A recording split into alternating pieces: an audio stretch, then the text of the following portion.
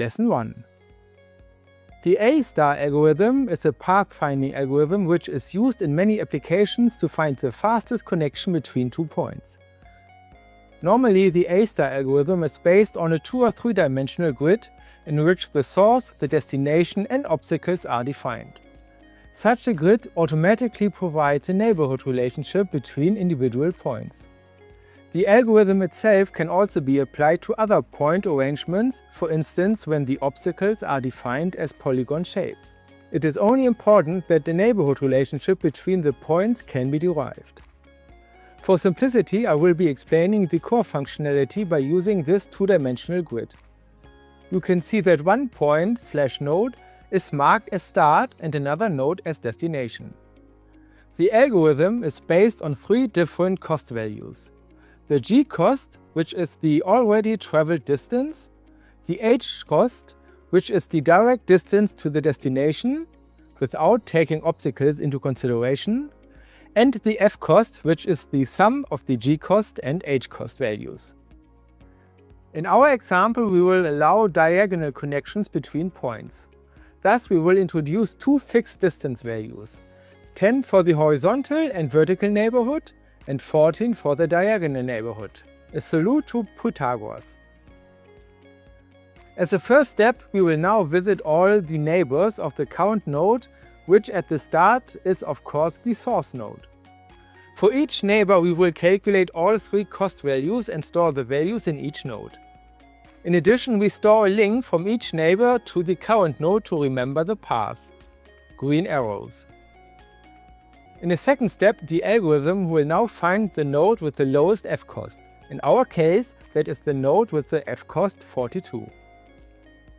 This node will be marked as already visited or closed, gray background, and again all neighbors of that node are evaluated. That is also true for previously evaluated nodes. If the new f cost value was lower than the previous calculated value, the neighbor would be updated. In our example, we now see that another node with the f cost 42 is available, which again is the lowest remaining f cost value. Again, this node will be marked as closed and we continue from here. At this point, we have reached our destination because the next node with the lowest f cost is our destination point itself. If that is the case, we stop the algorithm. For the fastest connection, we only need to follow all green arrows backwards. Now let's have a look if we introduce some obstacles between the source and the destination. The first step is completely identical. All costs of all neighbors are calculated, then we again continue at node with f cost 42. But in this situation, this node only has 2 new free neighbors with the cost 48 and 62. That means if we look at all f costs of all nodes, now we have 3 nodes with the same lowest f cost number, which is 48. We can choose any of these 3 nodes to continue. Depending on the implementation, often the first stored node or the last stored node is chosen. We will take the first node with 48, which is this one. We will mark this node as closed and evaluate all neighbors and add the one possible new node 68. Now we continue with the second and the third node with value 48. At the third value, please remember that always all not closed neighbors are re-evaluated. You will see that the right neighbor will change the value from 62 to 54. Let us continue the algorithm slowly and you will see which nodes are being analyzed, updated, and how the algorithm continues. First, both 54 nodes are analyzed. Then the 56 node, then the 60 node, then the 3 62 nodes.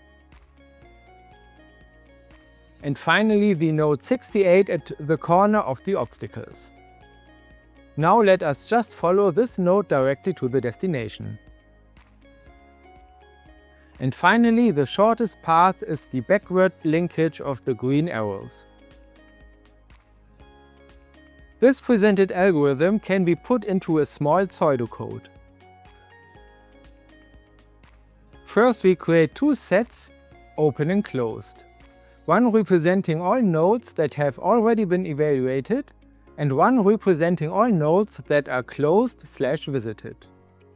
Then we need to add the source code node to the open set and start the loop. Then we need to find the node with the lowest F cost from the open set and set it to current. Then we remove the current from the open set and add the current to the closed set. If the current is already the target node, then we are done and return. Then we go through all neighbors of the current node. If the neighbor is not traversable or neighbor is enclosed, skip to the next neighbor.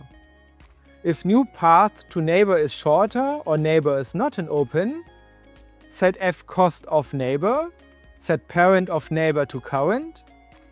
If neighbor is not open, add neighbor to open.